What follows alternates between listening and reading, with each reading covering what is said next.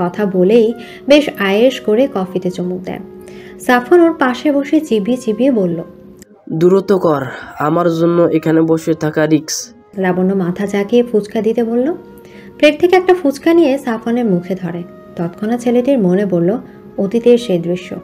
এক বিকেলে সিরাতে জোড়াজুড়িতে ফুচকা খেয়েছিল সে। তারপর এত ঝাল সহ্য করতে না পেরে চোখ মুখ লাল হয়ে যায়। সিরাত খিলখিল করে হাসে। কি অপরূপ সেই হাসে। কি হলো, হা করো। শরীর ফিরে পেল লাবণ্যর কথায়। চোখ বন্ধ করে বলল, তুই খা। ঢং বাদ দাও। সাফন একবার আশেপাশে তাকিয়ে মাস্ক খুলল। লাবণ্যর হাত থেকে ফুচকা মুখে নিয়ে চিবাতে থাকে। ইস, সেই ঝাল! এই নারী জাতি কি ঝাল ছাড়া কিছু চোখে দেখে না? মনটাও তাদের ঝালে ভরা। মুহূর্তে তার চোখ মুখ লাল হয়ে ওঠে, চোখে পানি টলপল করলো। লাবণ্য নিজে আয়েশ করে খেয়ে আরেকটা ছেলেটির মুখের কাছে ধরতেই ভয় পেয়ে যায়। ব্যস্ত পায়ে উঠে সাফনের গালে হাত রেখে বলল, আই হাই, কি হলো, এমন করছো কেন? ছেলেটি ফোঁস করে নিঃশ্বাস ফেলল। একটু বেশি ঝাল ছিল, আমার ঝাল সহ্য হয় না। লাবণ্য চোখ দুটিও টলমল করে। ছেলেটির মুখে পরপর ফু দিয়ে কান্না মিশ্রিত কণ্ঠে বলতে থাকে, তুমি আমাকে আগে বলনি কেন? তোমার খুব কষ্ট হচ্ছে তাই না? আমি ফুচকাই খাবো না, চলো। সাফন পাশ থেকে পানি খেয়ে ঠোঁট এলিয়ে হেসে বলল। তুই কাঁদিস কেন? সাফনের কেন জানি মায়া হলো। গাঢ় নয়নে তাকে লাবণ্যর গাল দুটি টিপে দেয়। লাবণ্য উঠে সাফনের হাত জড়িয়ে ধরে নিয়ে গেল বাইরে। গাড়িতে ওঠার সময় দূর থেকে গভীর তীক্ষ্ণ চোখে তাদের দিকে তাকায়। রহস্যময় হেসে ঝটপট কাউকে কল করলো। প্রমুখ বেড ছেড়ে উঠে দাঁড়ালো। তৎক্ষণাৎ সিরাত প্রশ্ন করলো, কোথায় যাচ্ছেন? প্রমুখ উত্তর দিল না। দ্রুত রায়হানকে ডাকলো। সিরাতের দিকে শার্ট ছুঁড়ে মেরে প্রমুখ রুক্ষ মেজাজে বলল, শার্ট পরিয়ে দাও। কোথায় যাবেন বলছেন না কেন? প্রমুখ অগ্নি চোখে তাকায়। তা দেখে সিরাত ভয় পেল। আর কোনো প্রশ্ন করার সাহস পেল না। ধীরে ধীরে প্রমুখের গায়ে পরিয়ে দিতে বোতাম লাগিয়ে দেয়। রায়হান ততক্ষণে চলে এসেছে। প্রমুখ হাতে ফোন নিয়ে বেরিয়ে যেতে যেতে বলল, জরুরি কাজে যাচ্ছি, তুমি রায়হানের সাথে বাসায় যাও। ডক্টর ছুটি দেয়নি, আপনি অসুস্থ দেহে কোথায় যাচ্ছেন? প্রমুখ হাঁটা থামিয়ে উঁচু কণ্ঠে বলল, সব রায়হান ব্যবস্থা করবে। কথা শেষে দুইটা গার্ড নিয়ে হনহনিয়ে বেরিয়ে পড়ে। এদিকে সাফনের গাড়ির পেছনে কখন যে দুটি গাড়ি ফলো করছে সে খেয়ালই করেনি। সে মনোযোগে ড্রাইভ করছে আর পাশের মেয়েটির বকবকানি শুনছে। হঠাৎ সামনে একটা বাচ্চা মেয়েকে ফুল বিক্রি করতে দেখে। লাবণ্য উচ্চ স্বরে বলে, আমাকে ফুল কিনে দাও প্লিজ। সাফন ঘাড় ঘুরিয়ে রাগী কণ্ঠে বলল, আজ নয়, এমনিতেই অনেক লেট। লাবণ্য দাঁতের দাঁত চাপে। ছেলেটি বুঝতে পেরে বলল, তাহলে শার্ট পরবি না, সাথে স্পেশাল একটা জিনিসও ছিল। লাবণ্য তৎক্ষণাৎ মনে পড়ল। মুচকি হেসে সাফনের কাঁধে মাথা রেখে বলল, ওসব এমনিতেও আমার হক, তবে ফুল দিলে খুশি হতাম।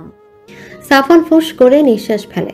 পার্ক থেকে একটু দূরে গাড়ি ব্রেক করে বলল, চুপচাপ বস, আমি নিয়ে আসছি। লাবণ্য খুশিতে গদগদ হয়ে বসে থাকে। সাফন মাস্ক পরে ধীর পায়ে নামলো। হনহনি মেয়েটির কাছ থেকে সবগুলো ফুল এনে রাস্তা পার হওয়ার জন্য পা বাড়াতে সেখানে তিনটে গাড়ি তাকে ঘিরে ধরে। অজানা ভয়ে সাফনের মুখ চুপসে যায়। চোখ বড় বড় করে সামনে তাকাতে লক্ষ্য করলো প্রমুখ সহ আরো 10 থেকে 11 জন নেমে আসছে। হাতের ফুলগুলো পড়ে গেল ধপ করে। কিছুটা দূর থেকে হঠাৎ সামনে এত মানুষ দেখে লাবণ্য গাড়ি থেকে নামলো। কৌতূহল চোখে সামনে এগোতে কপাল কুঁচকে যায়। প্রমুখ এক লাফে গাড়ি থেকে নেমে সাফনের কলার চেপে ধরে। আরেক হাতে চোখের সানগ্লাস আর মাস্ক খুলে ফেলল। রণমূর্তি ধারণ করে হিসিয়ে বলল, শুয়োরের বাচ্চা, আর কত পালিয়ে বাঁচবি? সাফনের চোখ খুঁজে চলছে লাবণ্যকে। মেয়েটা কি গাড়ি থেকে নামলো? এখানে আসলে যে তার সাথে মেয়েটাও বিপদে পড়বে। মনে মনে খুব করে চাইল লাবণ্য না আসুক। ততক্ষণে সাফনের আশপাশে প্রমুখের দল বল জড়ো হয়ে গেছে। প্রমুখ উত্তর না পেয়ে সাফনের নাক বরাবর ঘুষি মারল। মুহূর্তেই রক্ত বেরোয় নাক থেকে। চোখ খিচিয়ে দু হাতে প্রমুখের গলা চেপে ধরে সে। প্রমুখের রাগ শেষে সীমা ছাড়িয়ে যায়। ফের শক্ত হাতে সাফনের চোয়াল ঘুষি দেয়। সেই মুহূর্তে লাবণ্য তাদের ভেতর ঢুকে কিংকর্তব্য বিমূঢ় হয়ে পড়ে। সাফনকে এভাবে মারতে দেখে দৌড়ে যায়। তার বুকে ঝাঁপিয়ে পড়ে চিৎকার করে বলল, ওকে মারছেন কেন? ছাড়ুন বলছি, উনি কিছু করেননি। এদিকে লাবণ্য কান্না করে সাফনের গলা জড়িয়ে ধরল। প্রমুখের ছেলেরাও বিরক্ত হয়ে লাবণ্যকে ছাড়াতে যায়। প্রমুখ কপাল কুঁচকে বলল, এই পুচকে আবার কে? কবির? কবির স্পষ্ট করে বলল। প্রেমিকা, একটু আগে দুজনে খুব মস্তি করে কফি হাউস থেকে বের হলো। প্রমুখ হাসে বিশ্রীভাবে। লাবণ্যকে আপাদমস্তক তীক্ষ্ণ চোখে তাকিয়ে দেখে বলে, বাহ, সিরাতকে না পেয়ে তুই বাচ্চা একটা মেয়েকে বশ করলি, ফুসলিয়ে ডেটিংয়েও যাচ্ছিস। ভেরি নাইস, বুদ্ধি আছে তাহলে। নয়তো দামরা যুবক হয়ে কেউ স্কুলে পড়া বাচ্চা মেয়ের সাথে ডেটিংয়ে যায়। সঠিক জায়গায় টোপ খেলেছিস। সাফওয়ানের চোয়াল শক্ত হয়ে যায়। রাগে অগ্নিদৃষ্টি নিক্ষেপ করে তেড়ে যেতে যায়, কিন্তু ব্যর্থ। তাকে দুপাশ থেকে দুজন লোক ধরে আছে। কবি ছাড়াতে গেলে লাবণ্যকে, উপায় না পেয়ে পেছন থেকে চলে বেনুনি টেনে ছাড়াতেই গর্জে ওঠে সাফওয়ান। কুত্তার বাচ্চা, লাবণ্যকে ছাড়। ওকে স্পর্শ করলে জ্যান্ত পুঁতে ফেলবো, কুত্তার বাচ্চা। কবির উচ্চ স্বরে হাসলো। লাবণ্য ব্যথায় চোখ খিচে নিলেও এক কদমও পেছায় না। সাফওয়ানকে জড়িয়ে ধরে ফুপিয়ে কাচ্ছে, আর ছেলেটিকে ছাড়ার জন্য প্রমুখে আকতি মিনতি করে যাচ্ছে। তবে সামনে তার প্রিয় মানুষকে কেউ আঘাত করছে, এটা সহ্য হচ্ছে না। প্রমুখ মজা পেল ওর কথায়, খেপে গিয়ে সাফওয়ানের চোয়াল চেপে ধরে পড়ল। খুব কষ্ট হচ্ছে বুঝি? তাহলে ইম্যাজিন কর আমার কেমন লেগেছে যখন তুই সিরাতকে কিডন্যাপ করে বাজেভাবে স্পর্শ করেছিলি। আমার তখন কেমন লেগেছে জানিস? তোর মাংস কুত্তাকে খাওয়াতে ইচ্ছে করছিল। সাফওয়ান ফুঁসে ওঠে, হাত পা ছোটাছুটি করে মারতে যায় প্রমুখকে। এবার নিজেকে নিয়ন্ত্রণ করতে না পেরে গমগমে গলায় প্রমুখ বলে, শুয়োরের বাচ্চাটাকে গাড়িতে তুল। মৃত্যুর জোয়ার কেমন হয় নিজ চোখে দেখাবো। কুত্তার বাচ্চা কম চালাকি করেনি, এতদিন চিপায় লুকিয়ে দিনের পর দিন আমাদের সময় নষ্ট করেছে। কথা শেষে প্রমুখ টেনে হেঁচড়ে তাকে গাড়িতে তোলে। সাফওয়ান চিৎকার করে বলল, বাসা যা লাবণ্য, এখান থেকে যা, ওরা কেউ ভালো না। লাবণ্য কেঁদে চিৎকার করে গাড়ির কাছে যায়। তবু আশেপাশে থেকে কেউ সাহায্য করতে আসছে না। ভয়ে চুপচাপ পরিস্থিতি দেখছে। লাবণ্য তবু হার মানে না। দৌড়ে গাড়িতে উঠতেই আহাত পেছন থেকে চুল খামচে ধরল। ব্যথা লাবণ্য মুখে আর শব্দ তুলে। ততক্ষণে একটি গাড়িতে সাফওয়ানকে নিয়ে কবির চলে গেছে। লাবণ্য তৎক্ষণাৎ কষ্ট সহ্য করতে না পেরে মাঝ রাস্তায় লুটিয়ে পড়ল। হাত পা ছেড়ে ছুড়ে ডুকরে কেঁদে ওঠে। বুকের কষ্টগুলো দলা পাকিয়ে কেঁদে আহাজারি করতে থাকে। হঠাৎ কিছু মনে হতে উঠে প্রমুখের গাড়ির কাছে গিয়ে তার পায়ে লুটিয়ে পড়ল। পা জড়িয়ে ধরে কান্না মিশ্রিত কণ্ঠে বলল, সাফওয়ানকে ছেড়ে দিন, ওকে কিছু করবেন না, আমি মরে যাব, প্লিজ কথা রাখুন। বিরক্ত হলো প্রমুখ। পা ছাড়িয়ে নেওয়ার জন্য তাড়াহুড়া করে, কিন্তু লাবণ্য ছাড়ে না। এবার অসহ্য হয়ে আহাত লাবণ্যর বাহু শক্ত করে ধরে দূরে আনে। মনের তীব্র যন্ত্রণা সহ্য করতে না পেরে হঠাৎ এক ভয়ঙ্কর চিৎকার করে মাটিতে লুটিয়ে পড়ে লাবণ্য। মাথা চুলগুলো সর্বোচ্চ শক্তি দিয়ে টেনে ধরে কেঁদে ওঠে। গায়ের পরিপাটি ড্রেস মুহূর্তে রাস্তার ধুলায় নোংরা হয়ে যায়। মুখের অবস্থা বিবর্ষ। তৎক্ষণাৎ গা খিচুনি দিয়ে চোখ উল্টে জ্ঞান হারায়। গায়ের সমস্ত বল ছেড়ে মুখ থুবড়ে পড়ে রইল রাস্তায়। প্রমুখ সবাইকে চলে যেতে বলল। কিছুক্ষণ পর সেও ড্রাইভিং সিটে বসে গাড়ি স্টার্ট দেওয়ার সময় একবার পেছনে ঘুরল। মেয়েটির শুকনো কান্না মুখখানা নিথর হয়ে পড়ে থাকতে দেখে মন আজ খচখচ করলো। তবুও মুখ ফিরে গাড়ি স্টার্ট দেয়, কিন্তু মনের অস্থিরতা কমে না। হঠাৎ অশান্তি লাগছে।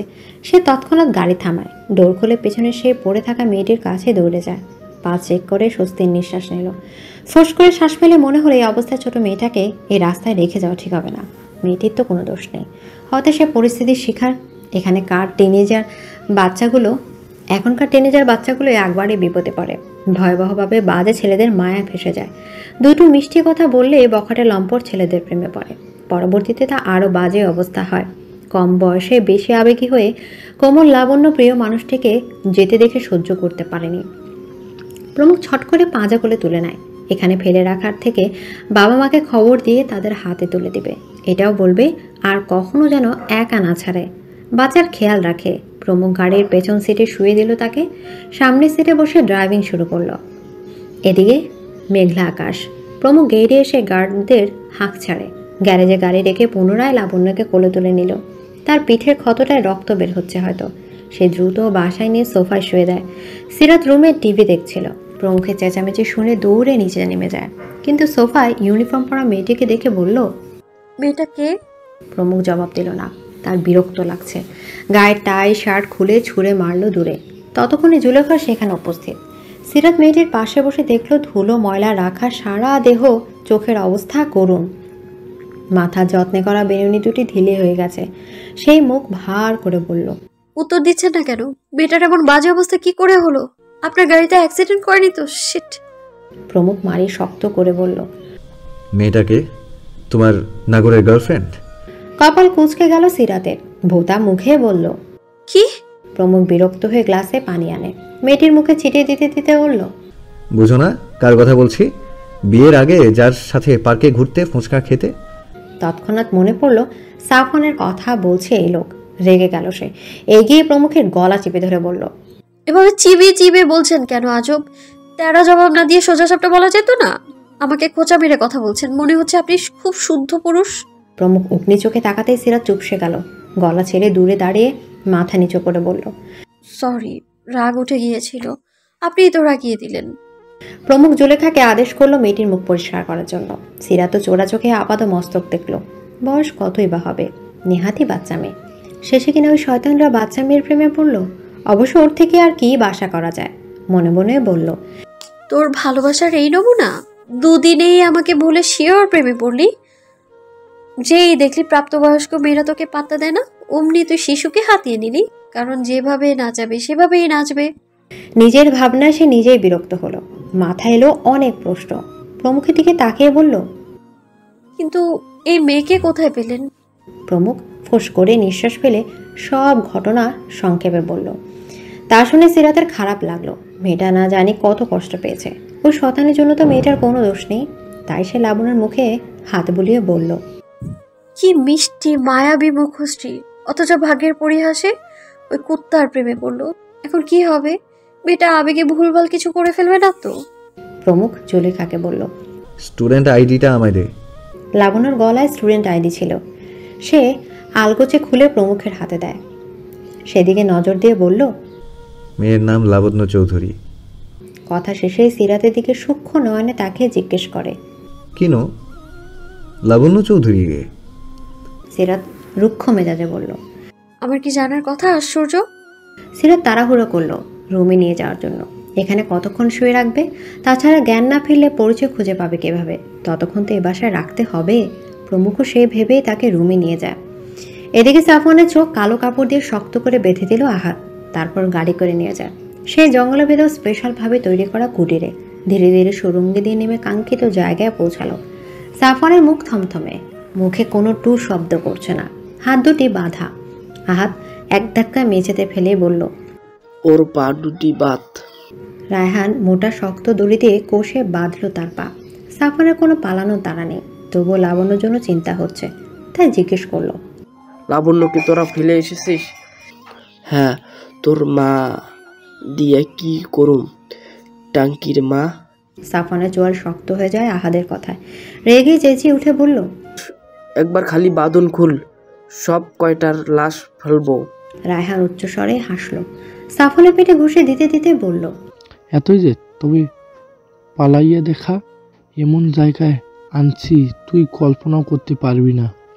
জানো জায়ের বাচ্চা, চোখ খুল। রায়হান জোরে লাথি মেরে আহাদকে বলল। স্যার, পিছনের আগে ওরে কয়েকটা স্পেশাল ডোজ দে। খাঙ্কির পোলা খুব জ্বালাইতেছে, এবার ওরে একটু জ্বালা। লাবণ্যর জ্ঞান কিছুক্ষণ পরেই ফিরল। তখন রুমে কেউ ছিল না। সে ধীরে ধীরে চোখ খুলে নিজেকে এত বড় আলিশান বিছানায় দেখে চিন্তিত হলো। মাথা চেপে মনে করতে থাকে সকল ঘটনা। তৎক্ষণাৎ সাফওয়ানকে গাড়িতে তোলার দৃশ্য চোখে আর ভাসতেই ডুকরে কেঁদে ওঠে। চোখের পানি ছলছল করছে তার। বিছানা থেকে নেমে পা বাড়া নিচে। মুহূর্তে সিরাত তার সামনে পড়ে, নরম স্বরে বলল। জ্ঞান ফিরেছে তাহলে? ফ্রেশ হয়ে নাও। লাবণ্য কপাল কুঁচকে তাকালো তার দিকে। সিঁড়ির নিচ মাথায় পা দেখে ভয়ত কণ্ঠে বলল। কে কে আপনি? আমাকে কে এখানে এনেছে? প্রমুখ চৌধুরীকে চেনো? লাবণ্য ভ্রু কিঞ্চিত করে বলল। না, আমাকে বাসায় দিয়ে আসুন প্লিজ। সিরাত তার নিকটে এসে দাঁড়ায়। মুহূর্তে লাবণ্য তাকে জড়িয়ে ধরে বলল। প্লিজ আমার বাবাকে খবর পাঠান, এক্ষুনি আমাকে বাসায় যেতে হবে। সিরাত মনে মনে কিছু ভেবে লাবণ্যকে বলল। আচ্ছা, সব হবে, আগে চলো ফ্রেশ হবে। লাবণ্য দ্রুত সিরাতের কথা মতো ফ্রেশ হয়ে নিল। তাকে নিজের একটা 3 পিস পরিয়ে দিয়ে বলল। এটা পরো। লাবণ্য বাধ্য এর মতো কাপড় পরে আসে। সিরাতকে কিছু বলার জন্য ঠোঁট ফাঁকা করতে চোখ যায় দেয়ালে। প্রমুখের ছবির দিকে তাকিয়ে চোখ বড় বড় হলো। তার মানে এই লোকগুলো এখানে এনেছে। তৎক্ষণাৎ ভয়ে শিউরে ওঠে, কম্পিত গলায় বলে, উনি উনি তো সাফওয়ান ভাইকে ধরে নিয়ে গেছে। সিরাতের উত্তরের আগে প্রমুখ সেখানে এলো। তাকে দেখে লাবণ্য থরথর করে কেঁপে সিরাতের পেছনে লুকায়। প্রমুখ তীক্ষ্ণ চোখে তাকিয়ে বিছানায় আয়েসি ভঙ্গিতে বসলো। ভনিতা ছাড়াই বলল, মিস লাবণ্য চৌধুরী, আপনার ঠিকানা বলুন দ্রুত, বাসায় পৌঁছে দিই। নিশ্চয়ই তারা চিন্তিত। লাবণ্য কাজেমুজু হয়ে সিরাতের পেছনে লুকিয়ে থাকে। প্রমুখ ফের একাই কথা বলল।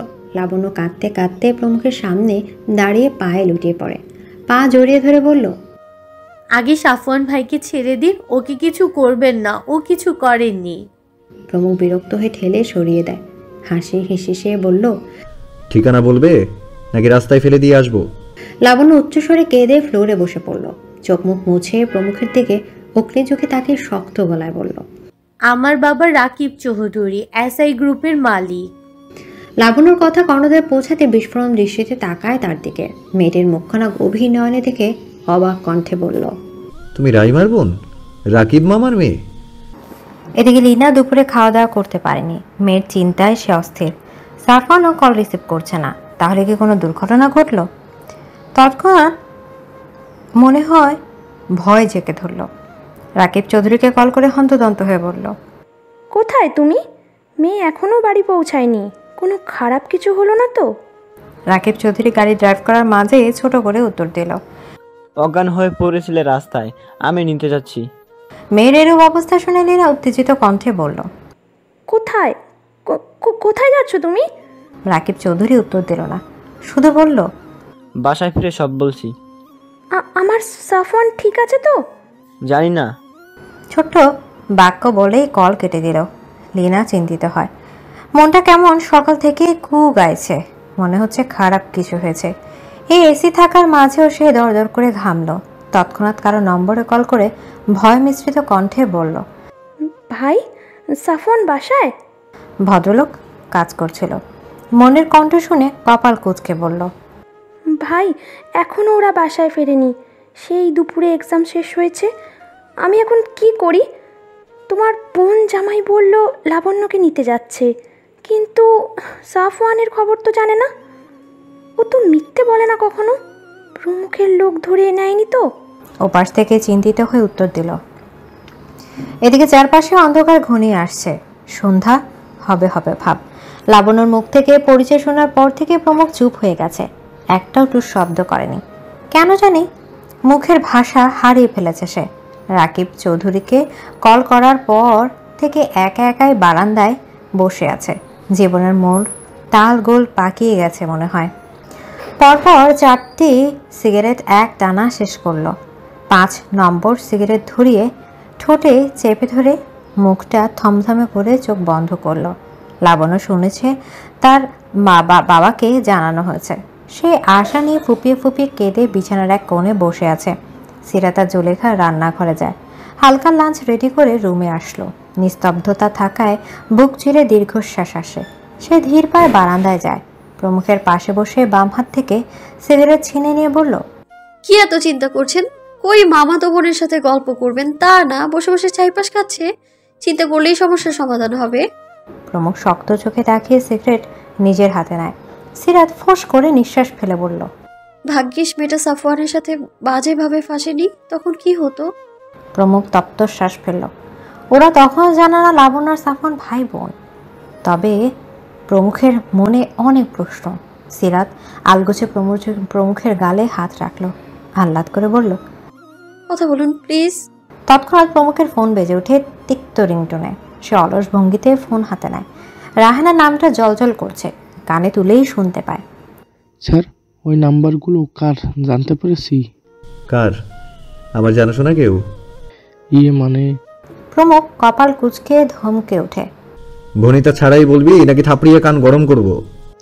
একটা শাইন খন্দকারের। আরেকটা? এদিকে রায়হান ঢোক গিরে বলল, লীনা খন্দকারের।